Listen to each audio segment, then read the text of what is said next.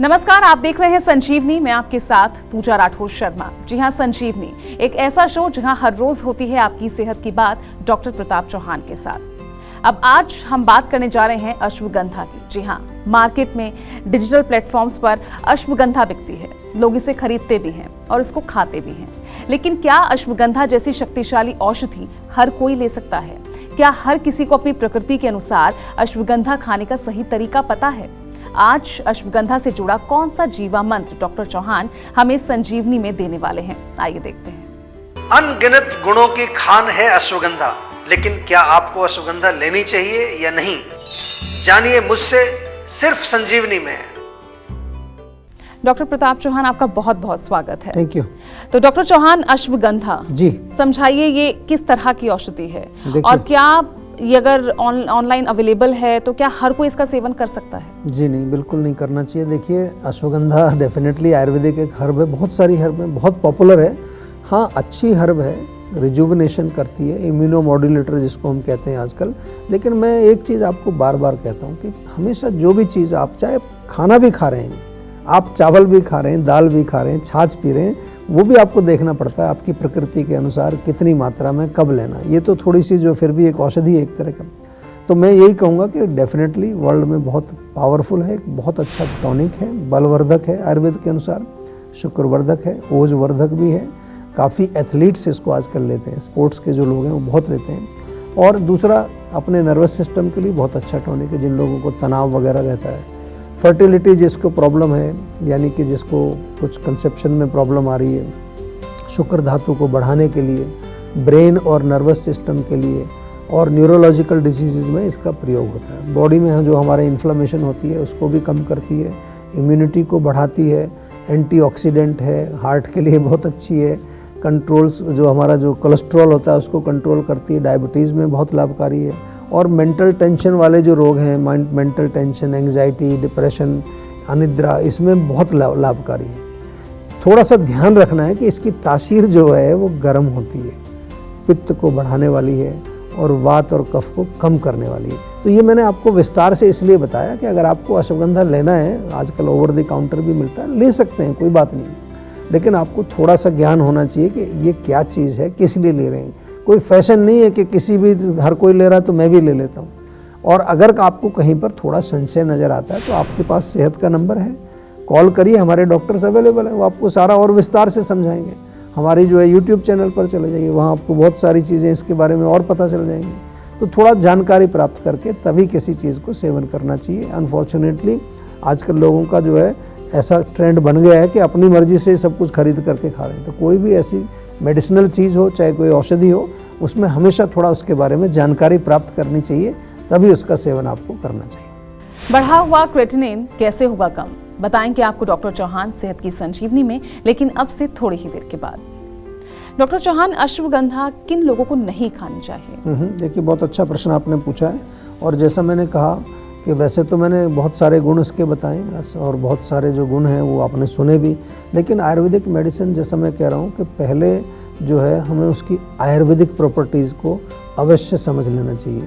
आयुर्वेदिक चिकित्सक से आपको हमेशा प्रश्न करना चाहिए, उसको पूछना चाहिए, उससे परामर्श लेना चाहिए। अगर हम इसको आयुर्वेदिक औषधि के रूप में देखें तो आयुर्वेद में लिखा है कि अश्वगंधा कटु, तिक्त और मधुर, थोड़ा सा सरल भाषा में कहता हूँ, कड़वा, तीखा और मीठा, 3 प्रकार के इसमें टेस्ट होते हैं अश्वगंधा के अंदर। और जहाँ तक इसके गुण जो हैं, यानी कि इसमें क्वालिटी क्या है, लाइट होती है और स्निग्ध यानी कि लुब्रिकेटिंग होती है, हमारे लुब्रिकेशन पैदा करती है। उष्ण वीर्य आयुर्वेद में कहते हैं कि यानी गर्म तासीर वाली होती है और पित्त को बढ़ाती है।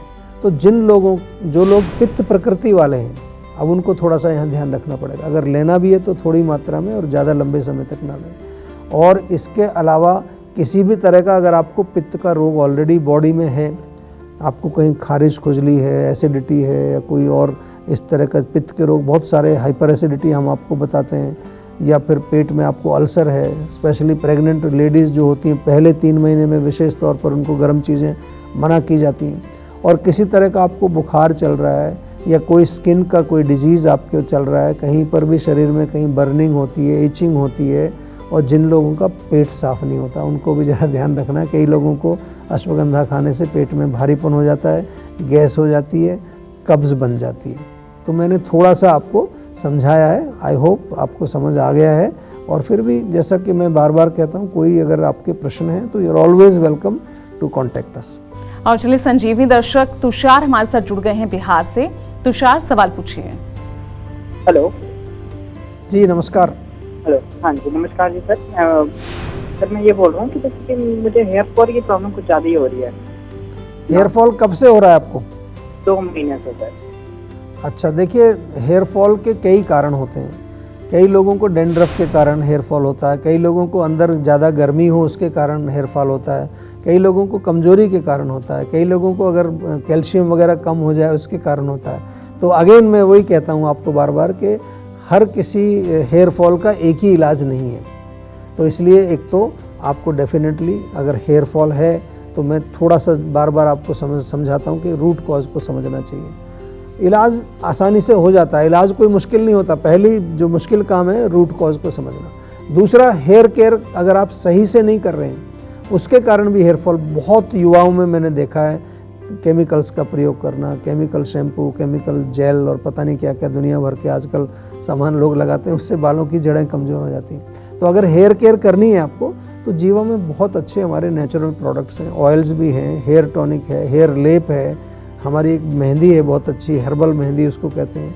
बहुत सारी चीज़ें अवेलेबल हैं, उनका प्रयोग करिए।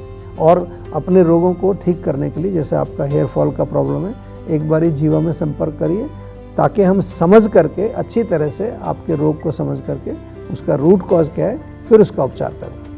डॉक्टर चौहान, किन लोगों को नहीं इसका सेवन करना चाहिए वो तो आपने बता दिया, अब किन लोगों को इसका सेवन करना चाहिए ये भी बताइए। देखिए, जैसे गुण अगर देखें उसके शुरू में मैंने आपको बताया कि जो लोग कमज़ोर हैं, जिनको थकान महसूस होती है, आजकल बहुत सारे लोग हैं इस तरह के, दिन भर काम करते हैं लेकिन सुस्ती बनी रहती है।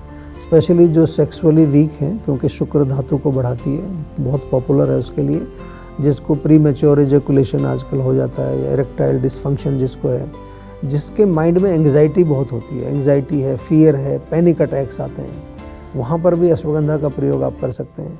और जिनकी नर्व्स, जिसको नसें बोलते हैं ना, नसें कमज़ोर हो गई हैं, हाथ पैरों में जो है सुन्नपन रहता है, नम्बनेस रहती है, हाथ पैर ठंडे हो जाते हैं, या आपकी रोग प्रतिरोधक शक्ति जिसको इम्यूनिटी बोलते हैं वो कमज़ोर हो गई है, बार बार आपको कुछ ना कुछ इन्फेक्शन, बीमार वगैरह पड़ते रहते हैं। जिन लोगों को थोड़ी एक्स्ट्रा एनर्जी चाहिए, जैसे मैंने कहा जो एथलीट्स होते हैं, खिलाड़ी होते हैं, या जिनका मनोबल कमज़ोर हो जाता है थोड़ा, वो लोग अश्वगंधा का सेवन कर सकते हैं, क्योंकि अश्वगंधा खाने से आपका विल पावर, डिटर्मिनेशन, मेमोरी, ये सब चीज़ें इम्प्रूव होती हैं। और इसके अलावा जैसा मैंने कहा आपको कि अश्वगंधा हम जीवा में भी बनाते हैं, और बिल्कुल प्योर, नेचुरल और अच्छी क्वालिटी की अश्वगंधा आपको मिलेगी।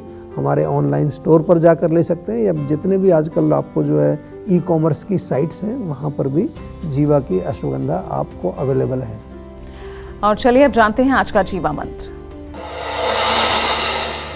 डॉक्टर चौहान, जीवा आयुर्वेदा से अगर कोई भी अश्वगंधा लेना चाहता है तो क्या आप हर किसी को अश्वगंधा लेने की सलाह देते हैं? और अगर इन्हें सलाह दी जाती है तो किस तरीके से, क्या सही तरीका है अश्वगंधा लेने का? क्या अलग अलग जो है अश्वगंधा के अलग अलग टैबलेट्स आती हैं, किस तरह से आप देते हैं? देखिए, 2 चीज़ें हैं, हम बार बार समझाते हैं आपको। एक होता है जो कि आपको प्रिवेंटिव कोई चीज़ लेनी है या रिजुविनेशन के लिए लेनी है, तो वो डेफिनेटली आप ले सकते हैं। ऐसी अश्वगंधा है, ब्राह्मी है, च्यवनप्राश है, ये सब चीज़ें कोई ऐसी, लेकिन हमेशा आपको मैं बार बार कहता हूँ कि थोड़ा सा आपको उसके बारे में जानकारी प्राप्त करनी चाहिए।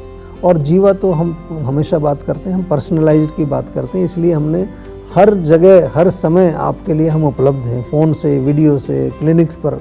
तो आप जो है एक बार ज़रूर बातचीत करें, लेकिन ले सकते हैं, कोई डरने वाली बात नहीं है।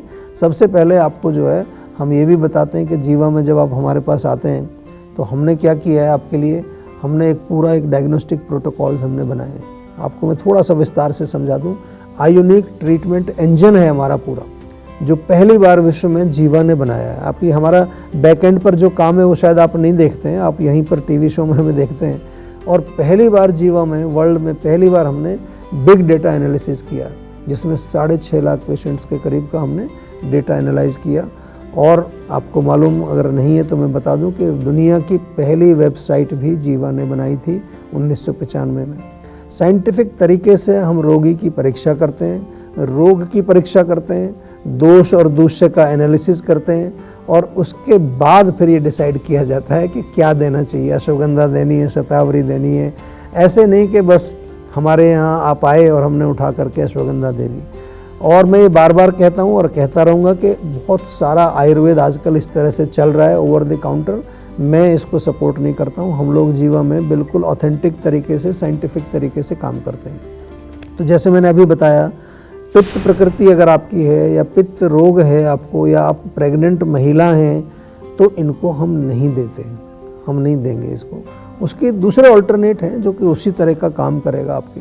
और कुछ ऐसे स्पेसिफिक ऑटो इम्यून डिजीज़ होते हैं जहाँ पित्त का इन्वॉल्वमेंट होता है, वहाँ पर भी नहीं दी जाती। तो ऐसा नहीं कि आपने सुना कि अश्वगंधा में बहुत सारे गुण हैं तो बस अब आँख बंद करके खाना शुरू करो। और जो लोग इसको पचा नहीं पाते हैं उनको भी नहीं देते, पाचन भी देखना पड़ता है, अग्नि, जिसकी अग्नि कमज़ोर है। इसलिए हम जो है आपको बार बार कहते हैं कि जीवा जो है वो एक अलग तरह की कंपनी है। हम ये कहते हैं बार बार कि जीवा आज वर्ल्ड में साइंटिफिक तरीके से आयुर्वेदिक चिकित्सा करने के लिए नंबर 1 पर जाना जाता है इसमें। तो आपसे सभी से मेरा निवेदन है, आप आयुर्वेद के बारे में थोड़ा थोड़ा सा जो है जानकारी जरूर प्राप्त करिए। ऐसे किसी से प्रभावित मत हो जाइए। कोई बहुत सारे लोग बहुत कुछ क्लेम करते हैं, कोई कह रहे हैं हम 3 दिन में तुम्हारा रोग ठीक कर देंगे, कोई 5 दिन में रोग ठीक कर देंगे, कोई कहते हैं 1 हफ्ते में आपका रोग बिल्कुल गायब हो जाएगा, कैंसर ठीक हो जाएगा, किडनी ठीक हो जाएगी, ये फलाना ठीक हो जाएगा। ऐसा नहीं होता है। रोग को ठीक करने का एक तरीका होता है, उसको आपको समझना पड़ता है। आपका भी इन्वॉल्वमेंट उसमें बहुत ज़्यादा होता है, आपका परहेज़ करना, पथ्य। तो ऐसी चीज़ों से प्रभावित मत हो जाइए, नहीं तो बाद में आपको आना जीवा में ही पड़ेगा। तो पहले ही आ जाइए, क्योंकि सब जगह से चक्कर काट के लोग लास्ट में जीवा में आते हैं। तो मैं तो कहता हूँ पहले आप जीवा में आइए, तो आपका इतना सारा समय बचेगा, पैसा भी जो है कम खर्च होगा, और आपकी जो है जो मनोबल या मानसिक स्थिति खराब हो जाती है वो भी नहीं होगी। तो ये जीवा का तरीका है काम करने का। मैंने थोड़ा सा विस्तार में आपको समझाया।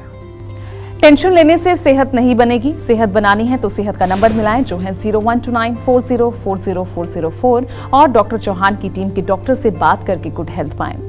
बढ़ा हुआ क्रेटिनिन कैसे होगा कम, जानिए सेहत की संजीवनी में। लेकिन एक छोटे से ब्रेक के बाद, क्योंकि ब्रेक के बाद भी जारी रहेगी सेहत की बात डॉक्टर प्रताप चौहान।